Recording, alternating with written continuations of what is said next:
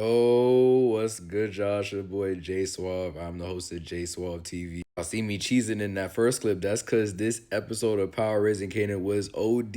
It felt like the perfect calm before the storm episode in the season finale that's coming this week. But it was still a lot of action that took place at the same time. We got Crystal, who got dropped off at the very beginning of the episode. Rest in peace, shorty. Golly. I thought they was going to stretch that out at least a little bit. It took her out at the very beginning. We got Marvin suffering from his mistakes and making more mistakes in the same episode. We got Lou Thomas, the Dragon Slayer, not giving a single fuck about nothing but this game. Jukebox and Detective Garcia working together. Kanan and Unique working together. Snaps and Pops gaslighting and Rock trying to garner peace with Unique. It was a lot that happened in this episode, y'all. I ain't even gonna lie. If I forget to talk about any storyline I want to talk about, feel free to drop that in the comments. Y'all know I like to yap and I like to talk with y'all. Before I get into any content that happened in this episode, y'all already know what y'all gotta do. That every video disclaimer, like, comment, share, subscribe, do all those things right now. Like right now, stop what you're doing. Look for that subscribe button. Just hit it one time. It's free. With all that said, let's get right into episode 409 of Raising Kanan. We start the episode seeing Crystal locked up. They're not trying to let shorty out. They got her attached to a radiator or some shit like that. Pop says later on that she's been drugged up, but you can just tell just off of how she's visualizing Pop's walk in the room. He's still recovering from them effects. They did shorty foul. Pops brings her into this kitchen and she's acknowledging the fact that they've been drugging her up crazy. Says she figured that a woman's one-on-one would allow her to get off the information that they're looking for, which is who does Kanan think took out Famous. After what's been at least a couple days in captured, Crystal finally decides to say that Kanan believes it's his Pops that took out Famous. Tells Pops that everything bad that's happened in Kanan's life, he blames it on his mom. And that right there was enough information for Pops to know that Kanan has no idea it's them that took out Famous. She rewards Crystal for this information, giving her a half-ass peanut butter jelly sandwich. I mean, I could have made her a much better peanut butter jelly sandwich, bro. Triple decker and everything. This girl ain't eating some days and you giving her a peanut butter jelly sandwich on a singular piece of bread? She was scarfing that shit down too. No bev. Ain't even have the decency to give her a bev. But unfortunately, that would be Crystal's last supper because just as Pops is gassing her up, talking about Kanan got a good one. It ain't many built in these streets like you showed. She ups the pole on her and shoots her in the head. Later find out from a conversation between Garcia and Jukebox that she was found in a staircase. It's just so inhumane, man. It goes to show you that these cops just don't give a fuck. Clearly Snaps and Pops don't too, because they took the biggest risk ever picking up Crystal like this. But low-key, they about to use it to their advantage in this next episode. And if Kanan's as dumb as they think he is, just with that information on Fame alone, if she had cops take out Fame, who's to say she wouldn't have cops take out Crystal too? But before we get into that thought process, we have Kanan, Jukebox, and Rock having a conversation at this diner. And Rock is vehemently telling this man, Kanan, I had nothing to do with Crystal's death. Or potential death. They don't know she's dead yet. In fact, she came to talk to me last episode and told me that I needed to come talk to you. Told me you was about to get into some stupid shit and I needed to talk you down. Rock verifies all this information and somehow Kanan still finds a way to put Crystal's disappearance on his mother. Talking about she probably ended up getting caught up in your shit like we all do. First of all, what shit would she have got caught up in relation to Rock? My brother in Christ, she's been living with you since episode 1 of this season. Now, on most occasions, I sympathize with Kanan with how he feels about his mother. But this shit is getting so bad, I'm deadass putting out an in defense of Rock video this week. Y'all stay tuned for that. Something along those lines, because this is just getting ridiculous. Kanan, open your mind. I understand she took out D-Wiz. I understand she took out Scrap. I understand she killed your pops right in front of you. I'm not defending Rock from any of those actions. In your mind, you should be mad at her for all those things. But if she already knows you believe she took out Fame, which she said in this scene as well, how would she then try to convince you she had nothing to do with Crystal unless she was telling you the truth? And then to say she got caught up in your shit, nigga, you been out in these streets too. The only shit he could be talking about is the shit that Rock got Unique right now. But even that he don't believe. Because if he did, he wouldn't have told Unique at the end of their conversation to let him know anything that he hears about Crystal's whereabouts.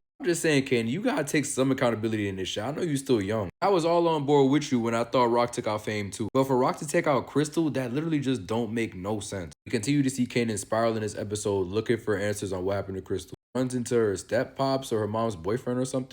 Asking about where he last seen her. He said he don't know. Her mom said she been staying with you. And just before Bro could tell Kanan to beat it, my son Kanan beats him to the punch, literally. Knocks him with a mean right hook, gets a couple good hits on him with the butters on. He crouches down and tells him to never interact or mess with Crystal ever again. Something along those lines before he kicks the janitor's bucket down while Bro is still on the ground. My son is vicious. He's not playing. Later see Kanan briefly go back to his crib before he decides, F all that, I'm running up on Unique right now. I know Bro's ear is damn near connected to these streets. I gotta pull up on him to get some answers. So he risks his life pulling up on Crash Out Neek's organization and they have a good conversation. But Unique tells Kanan a couple things. He says, I don't got beef with you, little bro. Unless you work with Rock, then we will end up having beef. To which Kanan responds, we don't have no dealing. She just provides my product. That's it. He brings up the fact that he knows Kanan had a hand in what happened to Ronnie, and Kanan says, yeah, I did that. That nigga was doing shit that needed to be checked, so I checked him. And I would do it again, nigga. Now, I gotta say, Kanan was standing on business in this exchange. Better than I thought he would. He glazes Kanan a little bit before getting into the roster of people that he's lost these past couple episodes, including OC. How do you know about OC? Unique will respond, everybody know you lose your people out here. Nah, how do you know about OC? Like, Kanan, use your brain. How does bro even know OC's name?